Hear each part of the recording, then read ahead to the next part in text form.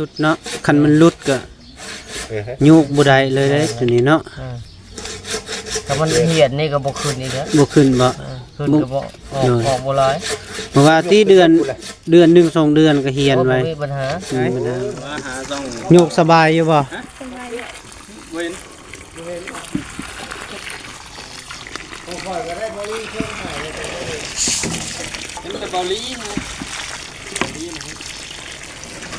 มีงานหน้าสิต่อหาคือเก่าเด้อไอ้เด้อโดยอ่ะจัดเงินกันจัดในตู้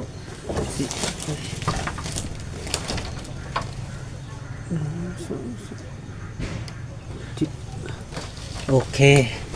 เอานับเบิ่งไอ้นับเลย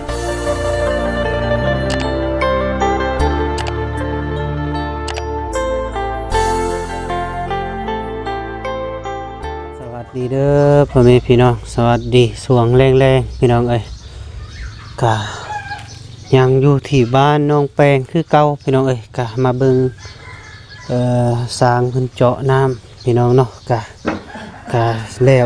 เพิ่นว่าพี่น้องเอ้ยก็ได้เอาไปเบิ่งเพิ่นกำลังว่าสิพังลักแล้วก็เอาท่อลงว่าซั่นพี่น้องเอ้ยก็ได้ตอนนี้ก็กำลังขุดคุมพังลักว่าสันพี่น้องเนาะสบายดีเด้อโดยจิปินหน้าทางใดนี่มาพี่บ่น้ำก็คือสีนั่นดอกพี่น้อง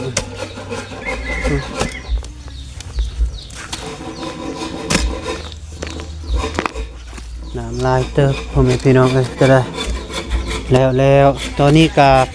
เวลากะ6 โมงปลายแล้วพี่น้องเอ้ยถือว่ากะโดนเติบเพิ่นก็มาช่วยแน่เดินทางระยะไกลพี่น้องเนาะ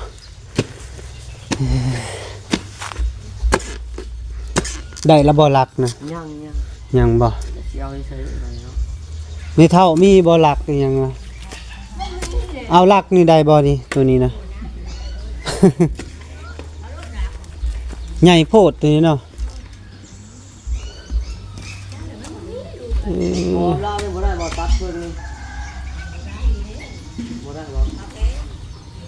ฮะเฮ็ดจังได๋ล่ะมื้อนี้บ่มีหลัก สิได้โยมแบบนี้บ่เนาะ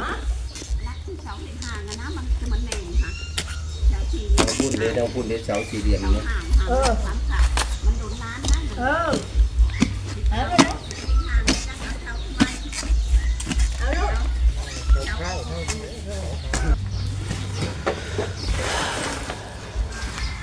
เดี๋ยวเอาเสาตัวนั้นก็ได้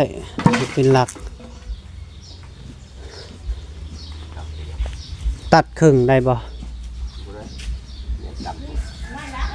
ต่อทอบ่มื้อนี้ต่อทอบ่เฮ็ดวาวมันก่อนเฮ็ดวาวแม่น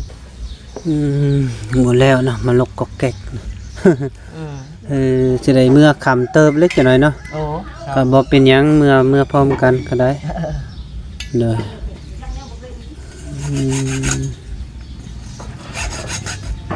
หับเงินครับคำแล้วก็จังเมื่องานบ้านเฮาก็ต้องค่อยเฮ็ดค่อยไป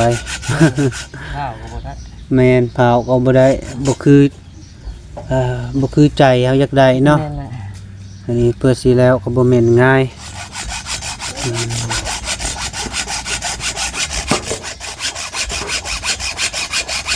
คันบ่เฮ็ดวาวก็มันบ่ออกบ่หรือว่าใดมันบ่มีตัวปิดเด้ต้องมีตัวปิดเปิดน้ำข้างนั่นแหละเวลาเฮาโยกก็มันจะน้ำมันขึ้นมาตัวยูทอน่ะขึ้นตัวไม้เข้ามาบัดนี่ตรงข้างไปน้ำเนาะ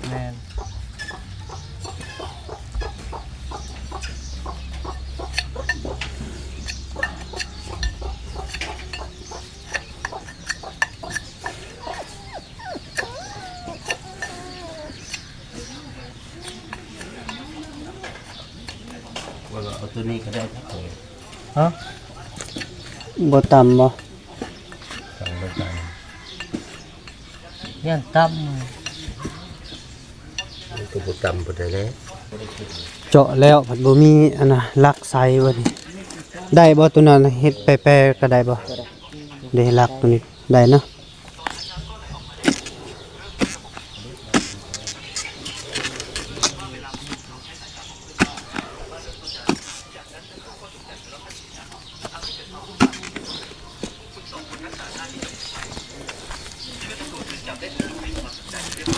โย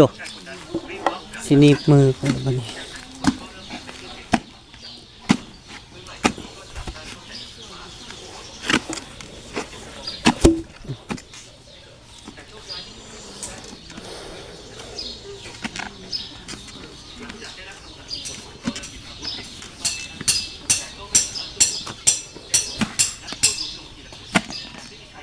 ลืมคนตีเอากำปั้นและสับ ต้มแล้วว่า แม่นล่ะสำได้สำเร็จตะปูสิบ่เข้า ได้ละหลักนี่ตัดเอานี่ ยังลักหนึงบ่ ตัดนะ เอาตัวนั้นก็ได้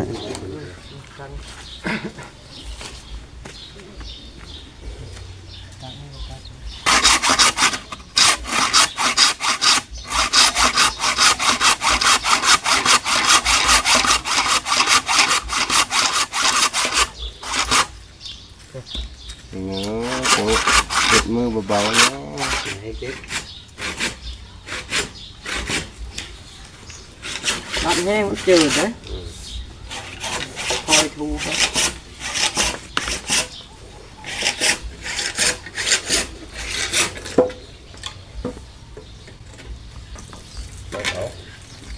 กินตัวนี้ก่อนตัดครั้งเดียวแล้วนะครับนี่ โอ้คักเนาะตัดซื้อนี่ โต๊ะก็ได้ตัดไป เอาออกอีกเนาะ งานมันขับลายกับมันฝืดด้วยประเด็น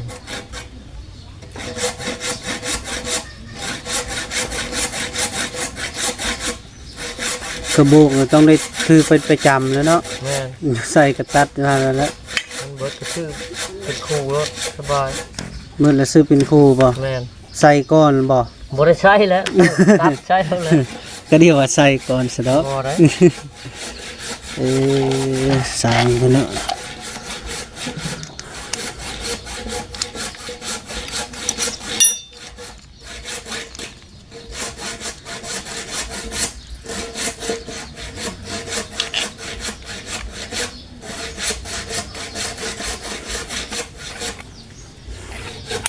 ตัวนี้ตัวอันสำคัญที่สุดเนาะคันมันหลุดก็โยกบ่ได้เลยเด้ตัวนี้เนาะ ถ้ามันเหียดนี่ก็บ่ขึ้นอีกแล้ว บ่ขึ้นบ่ ขึ้นก็บ่ออกบ่หลาย เพราะว่าที่เดือน1 2 เดือนก็เฮียนไว้ บ่มีปัญหา มันนะ เป็นปี2 ปี 2-3 ปีเนี่ยบ่อันนั้นเท่าไหร่ดอก กายประกันแล้วเนาะบัดนี้เนาะสอง 2 ปี 3 ปีใช่ มันส่วนหลายขี้เมียงกินตัวนี้ก่อนหั่น มันจะขาดตัวนี้แล้วมันแช่อยู่น้ำตลอดเด้เนาะ โอ้มขาดก็เจ้ามาเฮ็ดไหม แล้วขัดมาแถวใกล้นี่ก็บ่ยากดอกเฮ็ดให้ได้สิเป็น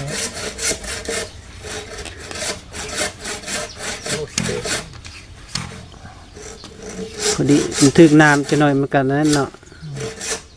ลุยนั่นแหละ ตะโกนบ่ได้ลุยได้ มันลุยให้พืชเนาะ กันพืชมันแค่พืช อื้อหือ พืชอยู่หั่นได้กันได้พืช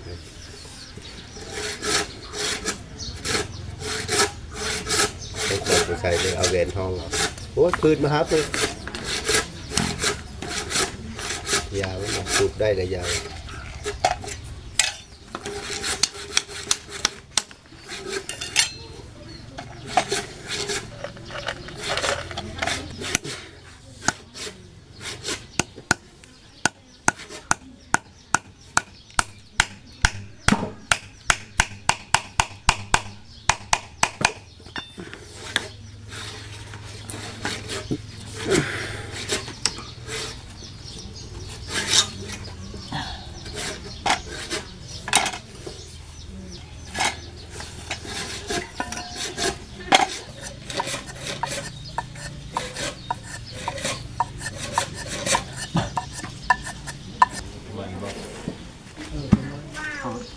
ฮะต่ำบ่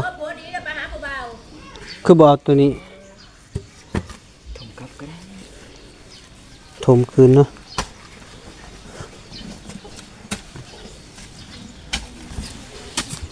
มือตื้อตาแล้ว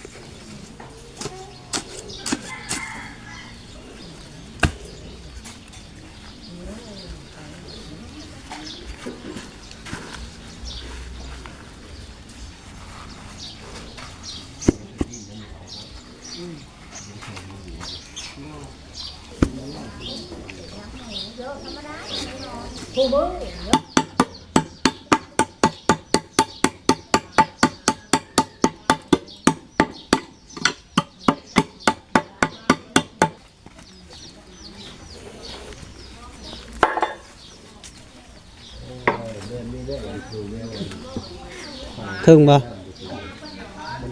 ฮะ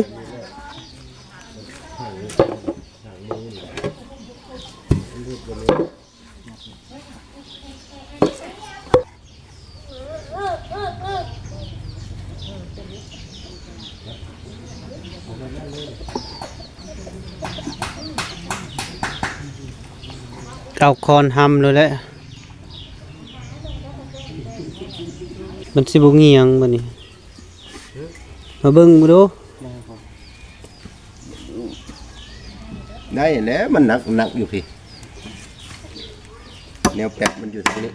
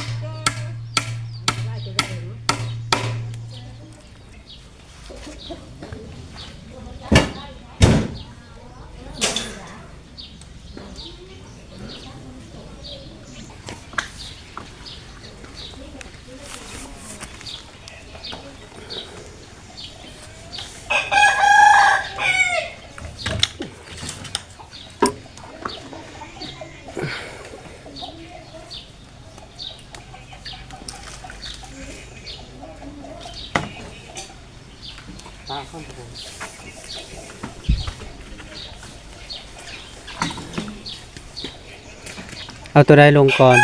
ตัวนี้แหละ ตัวนี้บ่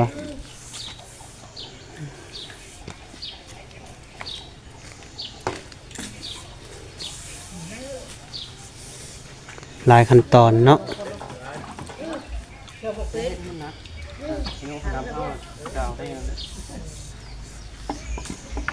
ะวังมันหลุดมัน ปล่อยลง เด้อหัวหางลูก เอานะ เอาตีหัวหางบ่มี เพิ่นประกอบแล้วพี่น้องเอ้ยเอาท่อลงแล้วบัดนี้ไก่จะสำเร็จแล้วพ่อแม่พี่น้องเอ้ย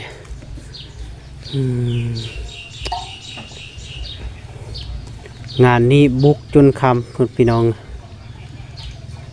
งานที่2ของเบาแก้วได้รับ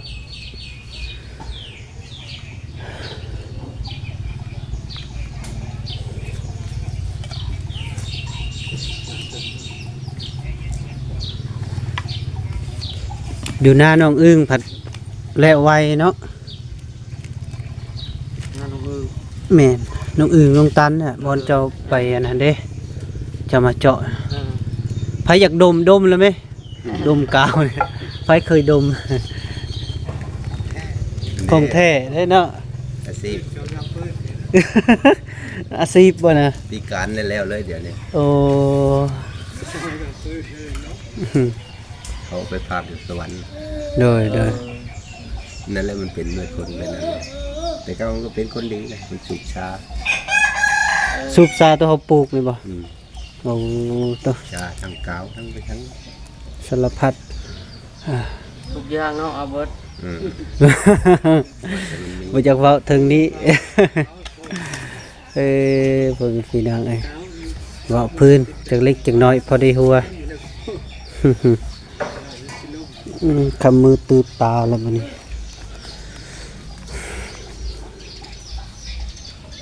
ได้ละติถึกน้ำแห่งอยู่คักได้เขาว่ากาวนี่เนาะ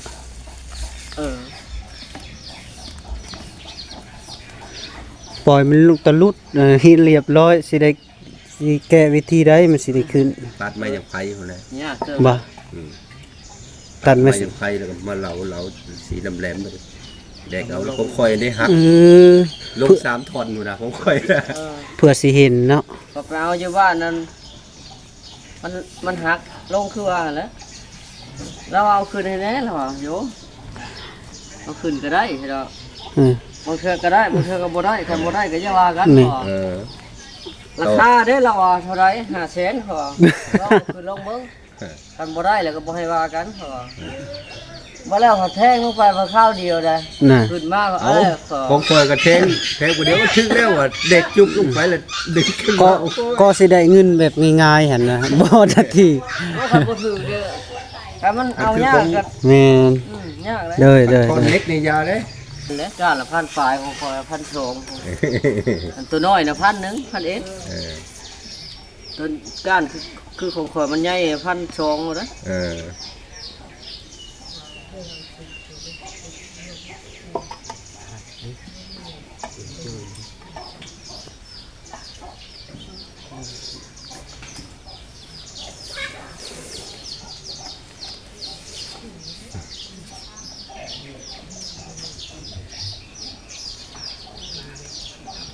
ทอสุดท้ายแล้วบ่ อืม ถ่ายสุดท้ายสุดนั่น นี่แหละนี่แหละ ยังอีกถอหนึง ตอนนั้น 4ท่อน จักเม็ดก็ ฮะ จักเม็ดก็ลงเลิก 30 30บ่ เอาลงท่อนี่มีแต่เช้า สาวเนาะ แม่น ใส่ได้ก็ได้ติบัดนี้เนาะ แม่น ได้ ใช้ใดก็ไล่ทั้งกระเทิงพี่ลงไป24เมตรก็ได้ โดยได้แล้วแม่เอาลงรถงานเฮามืดแล้วบัดนี้นะโคมก็บ่ได้ถือมาจักสิเฮ็ดจังไดบัดเกะกะยามันมืดกะเป็นไดลูกพี่เอ้ย แม่น สายลุย ไกลอะแต่ก่อนคอยขี่ไปฮอดอันมงพีนไปฮอดพุ่งปุ๊บกินข้าวบ่แซ่บบัดนี้มันเมื่อยเด้ ขนาดขี่รถเมล์เมื่อบ้านก็ยังกินข้าวบ่แซ่บเลยค่อยนะ แม่นเลย กินบ่ได้กินข้าวหมดมื้อโลดได้คันขึ้นรถเมล์ การว่าผู้มักเมารถแห้งกระเต็กเนาะ แม่นแท้แอร์มันน่ะเฉพาะแล้วบ่ได้รถใหญ่คือหมู่ ใครกว่าขึ้นรถใหญ่เลย ฮะ เมื่อยคือกันอ้าวบ่วินหัว แม่นล่ะ รถจักร เอาไปแกงแห้งแล้วก็ โอ้กระบิดมันบ่ จั อบ อก จับบ่ให้ตี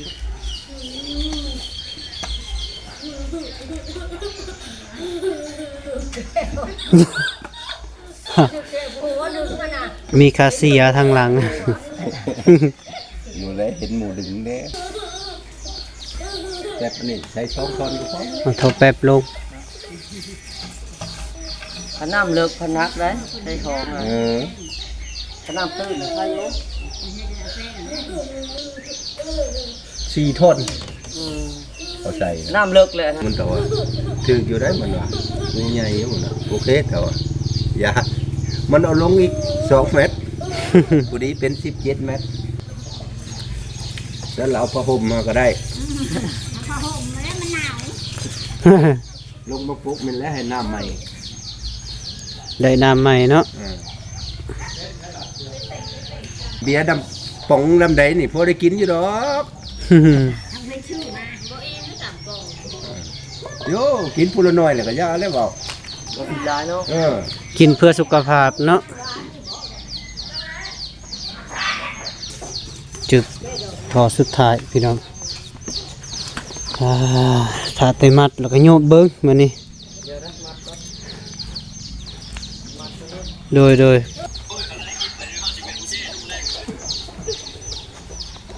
กูจะร้อนในนั้นได้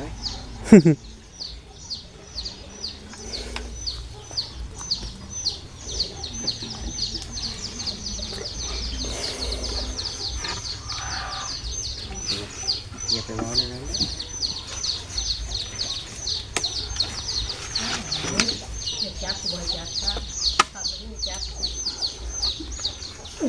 แน่นอยู่บ่เพราะนั้นก็จึงมัดไหมก็ได้เนาะ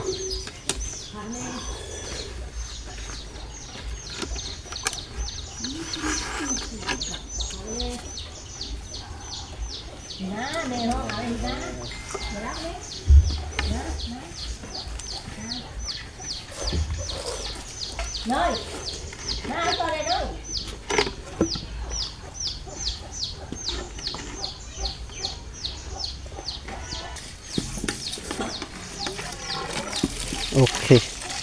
โอ้น้ำใสอยู่ได้นี่เนาะ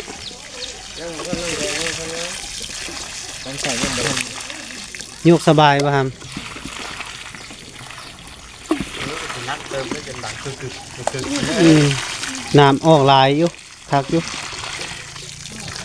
รถไว้ในเด้อเบอร์เด้ออะไรที่โทรหา ได้อยู่กลางเล่าเนี่ยกลางเล่าอยู่เด้อ อยู่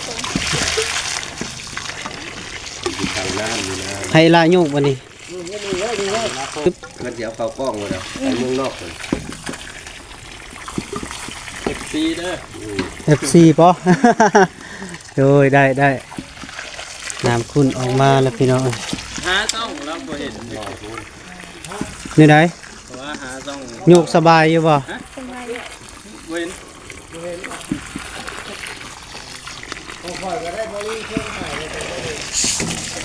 แต่เบาลีนะ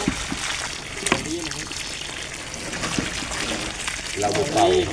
เราเป่าเลยอันนั้น โอเค เราเป่าเลยน้ำมันใส โดย ตัวเองก็แรง เป่าอยู่แล้ว แต่ว่ามันเฮาโยกมันคุณอยู่แล้วจะน้อยมันก็ใส่เอง แต่ละบ่อก็เป็นแบบนี้คือกันเนี่ยโอเคได้แล้วล่ะมายืนซื่อๆยืนซื่อๆโอเค1 2ได้แล้วมืดเจาะน้ำก็สำเร็จเรียบร้อยแล้วพี่น้องเอ้ยก็ได้เพิ่นกะเกียมเอาท่อขึ้นรถสิเดินทางต่อพี่น้องเอ้ยก็ยังสำละขาเจาะน้ำอีกพี่น้องเอ้ยก็สำละให้เพิ่นเรียบร้อยแล้วก็จึงเดินทางพร้อมกันกับเอาแก้วก็ได้โดยพี่น้องเอ้ย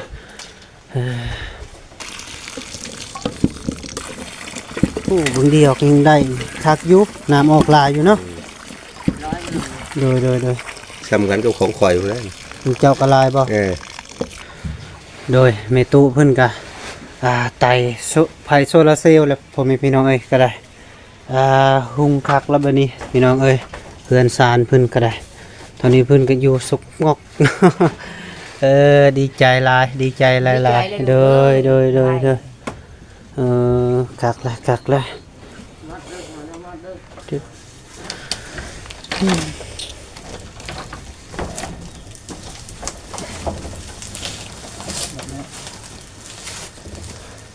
สบายดีเด้อพ่อแม่พี่น้องสบายดี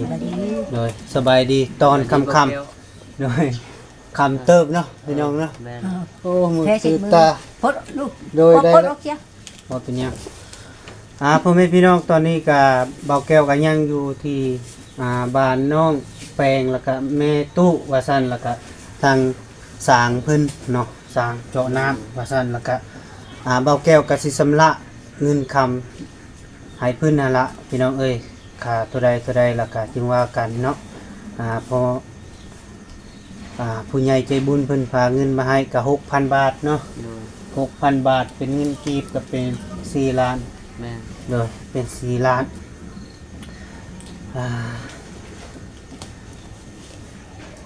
คือว่าตอนนี้ก็สำเร็จแล้วเนาะเจ้าก็ได้เนาะเผาอยากกลับแล้วบ่หรือเป็นไดกลับแล้วเนาะโดยมีแต่ว่าเฮากับเผาจัดจ่ายโดย สิเฮาทางบ่ลืมเมื่อบ้าน เฮาก็สิ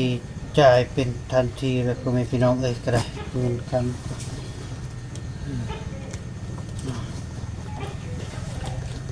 เราแก้วกันแนบไฟเนาะพ่อแม่พี่น้องเอ้ยก็ได้เงินก็ได้4 ล้านเนาะเป็นจำนวน4 ล้านกีบให้เพิ่นเอาน้ำเนาะก็มีงานหน้าสิติดต่อหาคือเก่าเด้อไอ้เด้อ โดย เลยจัดเงินไปจัดในตู้สิ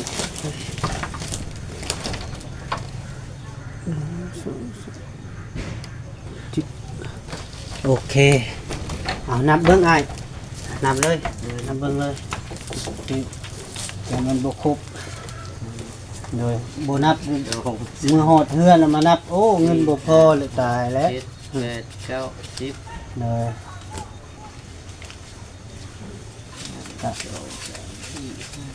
7 8 9 10 4 5 6 7 8 9 10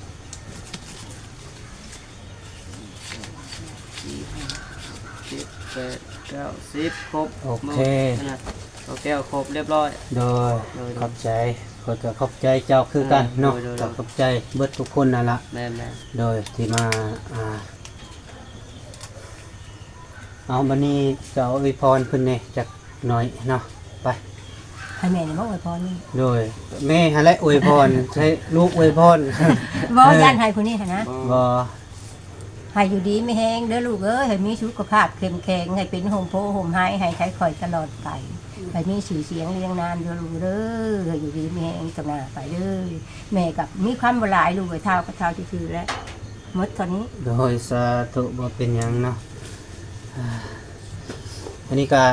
ทางเบาแก้วก็ขอมุกขอบใจเด้อทางผู้ใหญ่ใจบุญเนาะฝากเงินมาให้ทางน้องแป้งแล้วก็แม่ตู้ก็ได้ก็6,000 บาทเนาะเพิ่นให้เจาะน้ำมาด้านก็เรียบร้อยตอนนี้ก็ได้เรื่องเงินคำกับเบาแก้วก็สำระให้ทางสร้างมอบเรียบร้อยแล้วพ่อแม่พี่น้องก็ได้ขอให้พ่อให้แม่อยู่ดีมีแรงสุขภาพเข้มแข็งอย่าเจ็บอย่าจนเด้อไปใส่มาใส่ก็มีคนหักคนแพงเด้อพ่อเด้อแม่เด้อทางพ่อบุญจันทร์คำบุญเฮืองแล้วก็แม่อานุงคำบุญเฮืองเด้อขอจงมีสุขภาพเข้มแข็งเด้ออย่าเจ็บอย่าจนเจริญรุ่งเรืองเด้อสาธุตอนนี้เบาแก้วกาสิคอโตเดินทางกับลูกพี่เนาะ นายสร้างเพิ่นเนาะพี่น้องเนาะเจ้านำมาดานแล้วก็สิเมื่อปะแล้วทางแม่เพิ่นก็ได้ทางน้องแป้งก็ได้เนาะโดยแต่ว่าสำหรับน้ำนี่ก็ต้องใส่น้ำกันเด้อทางเฮือนนี่ก็ได้ใส่น้ำกันได้เนาะ จ้า ทางแม่เพิ่นก็บอกอยู่ว่ากันเจ้าได้แล้วก็ใส่น้ำกันก็ได้เนาะทางเฮือนเคียงคางนะเนาะนายเนาะ แม่น โดยใส่น้ำกันก็บ่เป็นหยังเด้อ จ้า โดยคอยอยู่ดีมีแหงเด้อสิกลับป่าไม่ได้เด้อบายบายบายบายโดยมื้อหน้าจุพ่อกันเด้อร่ำรวย ขอบใจเด้อวันเด้อ กินข้าวก่อนกินข้าวก่อน